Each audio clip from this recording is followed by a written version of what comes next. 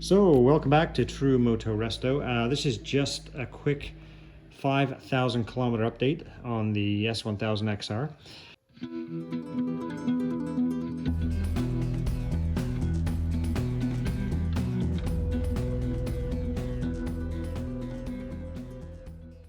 Just thought I'd give you my my thoughts after a full riding season on the bike. Just before I get in, any of these wet spots you see underneath, there's nothing leaking out of the bike per se. It's just that I've just washed it, so this is just the water dripping off. Just getting it ready to go away for the season. But what to say about it? I think the more I ride it, the more I've ridden it over the summer, the more I've loved the bike. It did take me quite some time to get over the loss of the Africa Twin, which I had before this and traded on it. I love that bike so much. I do still miss it, but you know, as I've said before, I think this bike does everything better, even though I do still miss the Africa Twin. It's, you know, everything I thought it would be. The performance is incredible. The handling is incredible. It's exceptionally comfortable to ride.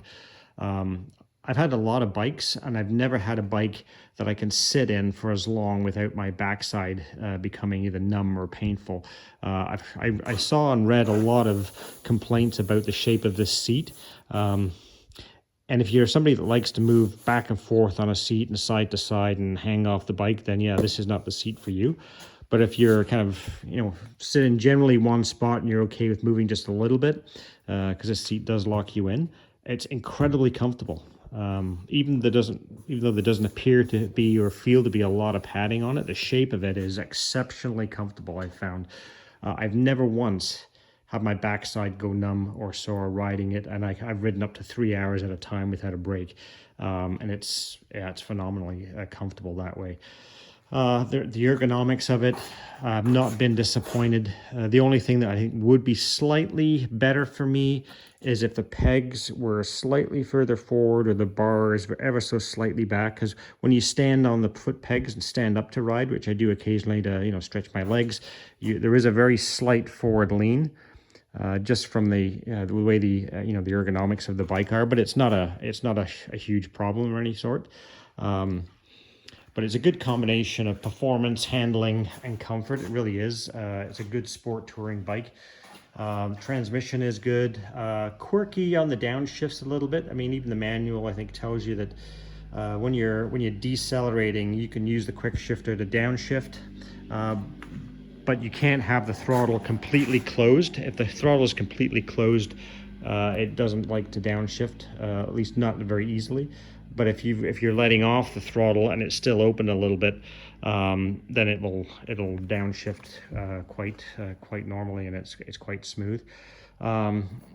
Other you know, bugaboos about the bike, let's call it that. And this is all really nitpicky stuff, to be honest. When you cold start the bike or whether you hot start the bike, it does rev quite high.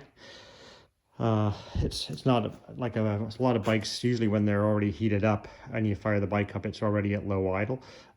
These kind of tend to be high idle no matter when you start them. And I'm told that's to do with trying to get heat into the catalytic converters from the get-go. So that could be why that is the case. Some folks say, and I read about this and seen videos on it where people say they are a little bit noisy.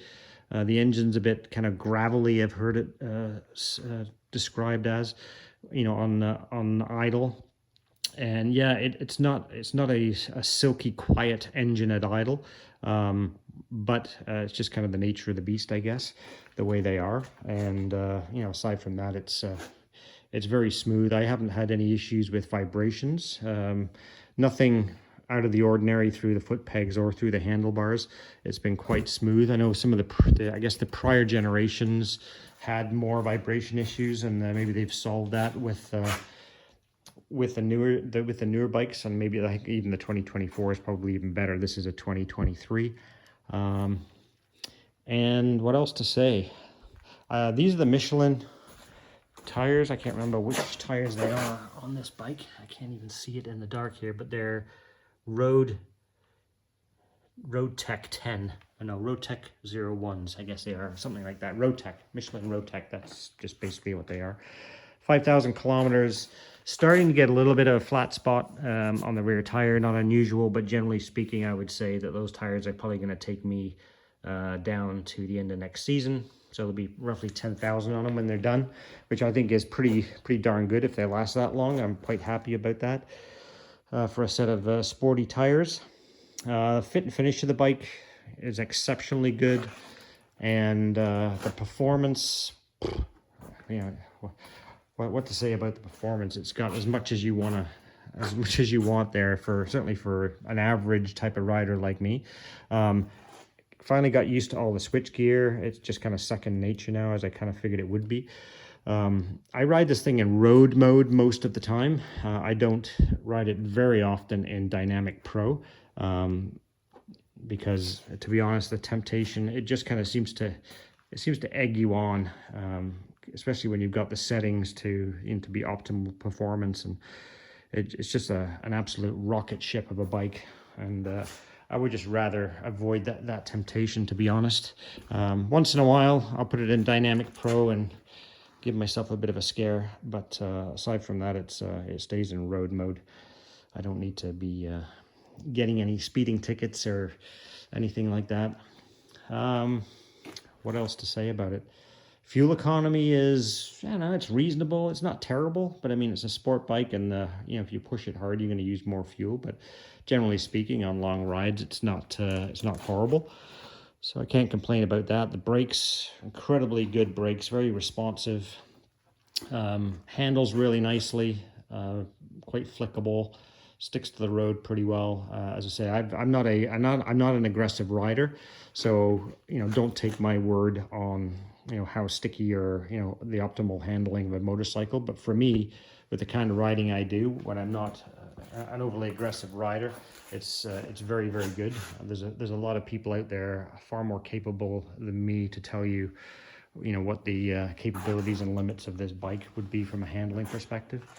But for what I want to use it for, which is basically kind of the short touring trips, day trips, that kind of thing, go out for 2, 3, 6 hours or whatever the case is. Exceptionally good bike for that. Wouldn't have a problem if you were going to go much further for putting a set of luggage on a bike like this. It would be quite fine. And yeah, it's been good so far, so good. I enjoy it. I have no complaints. The looks of the bike, I still find it incredibly good looking bike. It's very, very what's the word? Kind of aggressive looking. I guess that's the word for it. And then the black, it just looks phenomenal. Wind protection is really good. This is the standard touring windshield that comes on the XR, and it's got the the flip up and down. I always keep it up, and for me, that kind of gives me plenty of protection. Use the heated grips a number of times. They do a good job. I think the only kind of quirk about the heated grips is the right-hand grip gets a little warmer faster than the left-hand grip, only because I would imagine it's kind of more isolated from the metal on the bar, because you've got the throttle tube in here, whereas I'm sure the left-hand grip being right on the tube of the metal handlebar, the metal is wicking away a bunch of the heat before it gets up to temperature. So that's just kind of a minor thing. It's probably the case on most heated grips, but I haven't really had heated grips on a motorcycle before, so that's kind of a new to me. Cruise control works really, really well, and yeah, it's good. I'm enjoying the bike. I really am. So there you go. There's the 5,000 kilometer. I guess one more thing before I go. I have been taking it to the dealership for the first couple of oil changes and services. First service at 1,000 kilometers is important at the dealership because they remove the rev limiter and allow access to the Dynamic Pro mode in the dash, so you can set all that up. If you don't take it to the dealer for the reflash, you don't get access to that. So, and then I took it back again yesterday for its fall oil change, it wasn't due for another 5,000 kilometers, but I always change oil before they go away for the winter. I'm just picky that way. And so that will take me through now till it's got 15K on it. If I want to avoid going to the dealer, and it is pricey at BMW.